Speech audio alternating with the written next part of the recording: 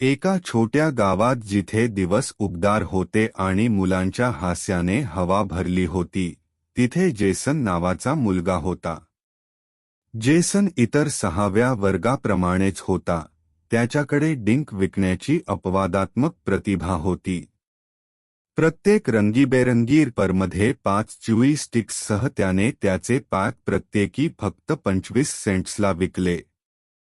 त्याच्याकडे एक मोहक स्मित आणि एक संसर्गजन्य उत्साह होता ज्यामुळे त्याला त्याच्या वर्गमित्रांना त्याच्याकडून खरेदी करण्यास पटवणे सोपे होते.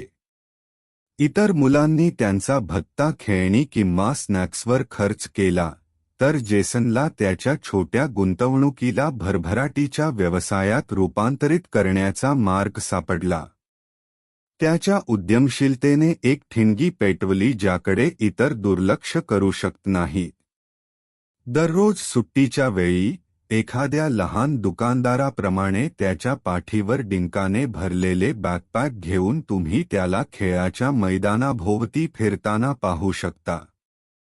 5 काठ्या 1/4 कोणाला हव्या आहेत, तो ओरडायचा, त्याच्या लपवलेल्या खजिन्याकडे इशारा करत.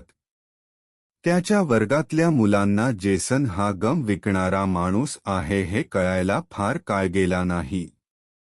चांगल्या दिवशी त्याने भरपूर विक्री केली. मनातल्या मनात जेसनने त्याला होणारा सर्व नफा मोजायला सुरुवात केली. जर तो गमचा एक पॅक 25 सेंट्सला विकू शकला, तर त्याचा अर्थ विकल्या गेलेल्या प्रत्येक पॅकसाठी तो त्याच्या गुंतवणुकीतून पूर्ण $1 कमवत होता. त्याने फक्त गमच नाही तर त्याच्यासमोर एक उज्ज्वल भविष्य पाहिलं की जर गोष्टी व्यवस्थित झाल्या तर त्याने शाळेत सोडलेल्या वर्षांमध्ये तो $1,500 कमवू शकतो. या कल्पनेने त्याच्यात उत्साह भरला. एवढ्या पैशाचे तो काय करणार? कदाचित बाईक किंवा कॉलेजसाठी बचत.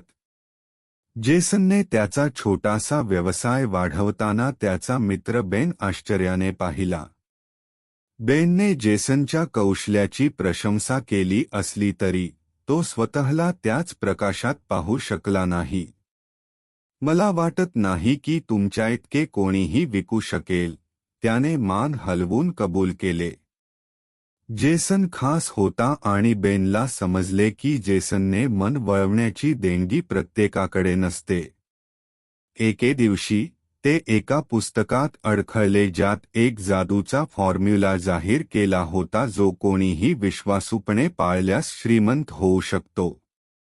हे गुप्त ज्ञान लागू करून त्यांचे आर्थिक भविष्य बदलणाऱ्या लोकांच्या आशादायक कथांनी वाचकांना छेडले. बेनने या कल्पनेकडे डोळे वटारले असताना जेसन आत ओढला गेला. त्याचा जादूवर विश्वास नव्हता, पण त्याचा स्वतःवर विश्वास होता. कदाचित जादूचे सूत्र त्याला वाटेत मदत करू शकेल. गुंतवणुकीच्या चर्चेत सखोल विचार करत असताना त्यांनी मूर्ख खेळणी विकणाऱ्या या कंपनीबद्दल ऐकले, हुपी कुशन, इचिंग पावडर आणि इमिटेशन डॉग मीट. त्यामागील उद्योजकांची भरभराट होत होती. ते पैसे कमवण्याविषयी बोलले जसे जेसन शाळेत होता, त्याशिवाय ते मोठ्या प्रमाणावर करत होते.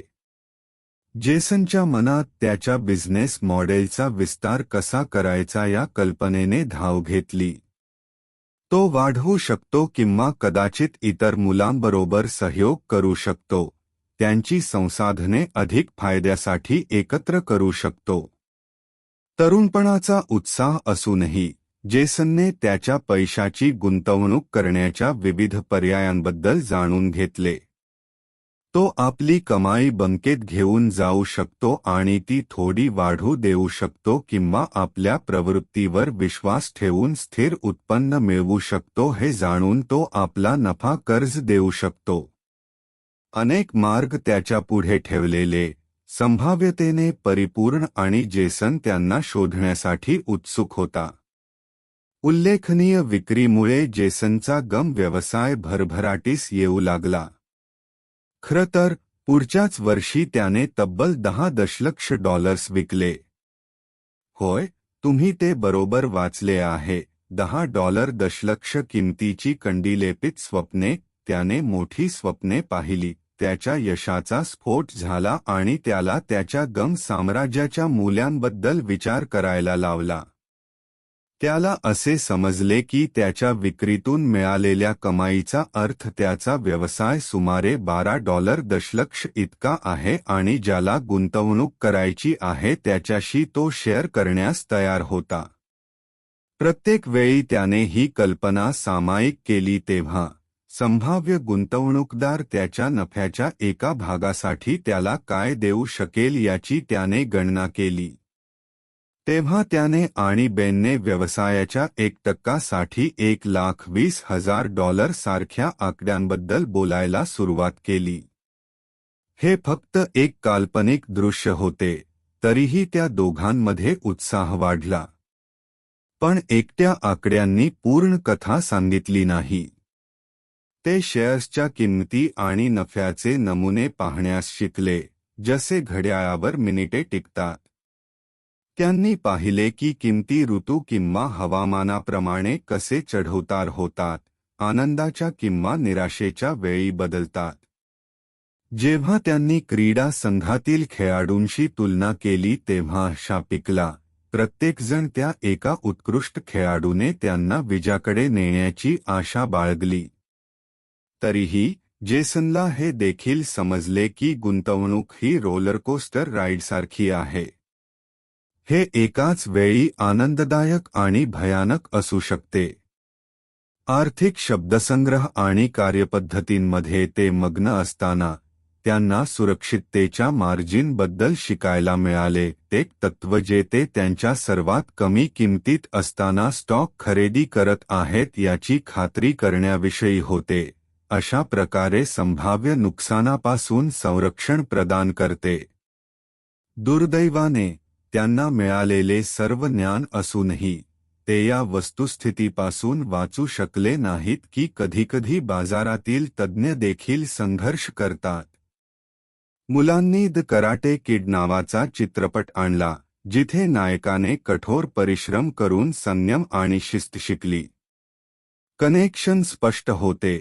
तरुण कराटे विद्यार्थ्याप्रमाणे जेसनला हे समजले की यशासाठी केवळ कौशल्य नाही तर समर्पण आवश्यक आहे. समर्पण जे व्यवसायाच्या अवघड पाण्यात कसे नेव्हिगेट करावे हे शिकण्यापासून येते.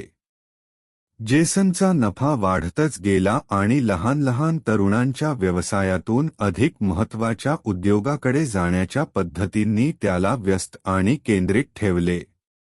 चर्चा आणि धडे दरम्यान त्याने ओळखले की तो त्याच्या नफ्यासह गम पॅक खरेदी करत राहू शकतो. शेवटी डिंकाचा व्यवसाय त्याला फक्त माहीत होता. जसजसा वेळ निघून गेला तसतसे मुलांचे संभाषण विकसित होत गेले. त्यांनी त्यांच्या शाळेच्या पलीकडे असलेल्या गुंतवणुकीबद्दल चर्चा करण्यास सुरुवात केली आणि खरा व्यावसायिक होण्याचा अर्थ काय आहे ते शोधले. ते मोठ्या उत्सुकतेने फायनान्स बुक्सची आणि वादविवादाची रणनीतींची पाने फिरवत असत, ज्या कंपन्यांनी ती मोठी बनवली आणि ज्यांनी नाहीसे झाले त्यांची उदाहरणे ओतली. जेसनवर हे लक्षात आले की कंपन्यांनी भविष्यातील कमाईचे वचन दिले आहे, जवळजवळ बियाणे पेरणे आणि वेळ आणि स्पर्धेच्या वायाचा सामना करू शकत असल्यास ते काहीतरी अद्भुत बनवू देणे. त्यांनी काही कंपन्यांचे किस्से आठवले की त्यांच्या सुरुवातीच्या यशानंतरही टिकून राहण्याचे मार्ग सापडले नाहीत आणि अखेरीस लस्केपमधून गायब झाले. तरीही जेसनने स्वतःवर विश्वास ठेवला आणि आशा आणि महत्त्वाकांक्षेची ती ठिणगी कायम ठेवली. उत्साह कधीच संपला नाही. ते उन्हाळ्याच्या अंतहीन दिवसांसारखे भरभराट होते. त्याला माहीत होते की तो खास आहे फक्त डिंक विकण्यासाठी नाही, तर संख्या समजून घेण्यासाठी आणि पलीकडच्या जगाची स्वप्ने पाहण्यासाठी. त्याने भांडवलाची उल्लेखनीय संकल्पना देखील शोधून काढली. जर ती हुशारीने व्यवस्थापित केली तर ती कशी वाढू शकते आणि ती त्याच्या विरुद्ध होता त्याच्यासाठी कार्य करू शकते. जेव्हा त्याला समजले की काही व्यवसायांनी लाभांश पेमेंटद्वारे पैसे कसे कमवले, तेव्हा त्याने संपूर्ण नवीन जग उघडले. अशा व्यवसायांचे मालक बनणे काय असेल याची त्याने कल्पना केली. ज्ञान आणि सराव एकत्रित करून जेसनने कंपाऊंडिंगच्या सामर्थ्याचा उपयोग कसा करायचा हे शोधून काढले. जिथे त्याने धोरणात्मक गुंतवणूक केली तर कालांतराने थोड्या प्रमाणात मोठ्या नशिबात वाढ होऊ शकते. त्याच्या कमाईकडे तारेने टक लावून पाहत असताना तो त्याच्या बालपणातील कंडी व्यवसाय आणि स्टॉकच्या विशाल जगामध्ये एक साधर्म्य काढू शकला नाही. असे दिवस होते जेव्हा गम हिट झाला होता आणि असे दिवस होते जेव्हा ते सपाट होते. स्टॉक मार्केट अप्रत्याशित हालचालींसह कसे नाचते हे प्रतिबिंबित करते.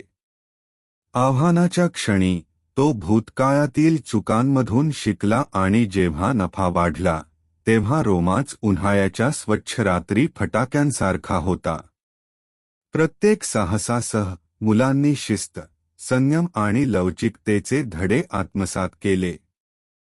त्यांनी स्टॉक्सबद्दल आणि कंपनीमध्ये भागीदार होण्याचा अर्थ काय आहे याबद्दल बोलले. एक संपूर्ण भाग जे योग्यरित्या व्यवस्थापित केल्यास फायदे मिळवू शकतात. त्यांनी स्पर्धेच्या सारावर देखील विचार केला. बाजारातील प्रत्येक वळण त्यांच्या प्रदेशावर दावा करण्याचा प्रयत्न करणारा प्रतिस्पर्धी कसा प्रकट करू शकतो. जेसनने पुढे लांब रस्त्याची कल्पना केली. कोणत्या कंपन्या भरभराट होत आहेत आणि त्या होर्डिंगची क्षमता शोधून काढणे. चॅलेंजमध्ये एक थरार होता. खेळाडूंमध्ये एक रोमांचक बुद्धिबळ खेळ होता ज्यामध्ये दावे जास्त होते.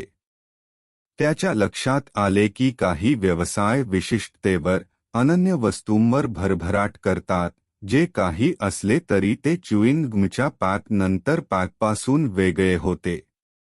वाढीची क्षमता असलेल्या चांगल्या कंपन्यांची ओळख करून देण्याच्या सामर्थ्याचे त्याला कौतुक वाटू लागले. काही महाकाय कॉर्पोरेशन्स होत्या, तर काही लहान लस्केपवर उदयास येत होत्या. प्रत्येक आश्वासनासह धोका आणत होता. विजयी स्टॉक्स शोधण्याचे एक जादुई सूत्र त्याच्या मनात उमलले, जे त्याला विशेष फायदे आणि व्यवहाराच्या संधी या दोन्ही ओळखण्याच्या दिशेने घेऊन जाई. अशा प्रकारे काय शोधायचे हे जाणून जेसनने व्यवसायाच्या स्पर्धात्मक जगात कसे टिकून राहायचे हे शिकले. खजिन्याच्या नकाशाची रहस्ये एकत्र जोडल्याप्रमाणे जेसनला चमकणाऱ्या संभाव्यतेकडे मार्गदर्शन करणारे संकेत सापडले. जसजसे ऋतू बदलत गेले तसतसे जेसनचे गम साम्राज्य वाढत गेले आणि त्याचे विचार दीर्घकालीन दृष्टिकोनाकडे वळले. त्याच्या मनातील ती जादुई सूत्रे केवळ कल्पना नव्हती, ते मोठ्या विजयाकडे नेणारे मार्गदर्शक होकायंत्र बनले. त्याच्या प्रवासात अनेक वर्षे त्याला जाणवले की मैत्री आणि टीमवर्क यश वाढवू शकते. त्याच्या वर्गमित्रांसह सहयोग केल्याने आणि त्यांची संसाधने एकत्रित केल्याने ते अधिक मजबूत झाले. त्यांनी एकत्र आव्हाने नेव्हिगेट करायला शिकले, ज्यामुळे त्यांच्यापैकी कोणाचीही कल्पना केली गेली होती त्यापेक्षा जास्त पुरस्कार मिळाले. कथा, धडे आणि आर्थिक सल्ला सामायिक करून, संधी शोधून काढणे आणि त्यांच्या कल्पनांना वाढू देऊन, त्यांच्या खेळाच्या मैदानाची स्वप्ने भविष्यातील साम्राज्य निर्माण करण्याच्या योजनांमध्ये बदलली.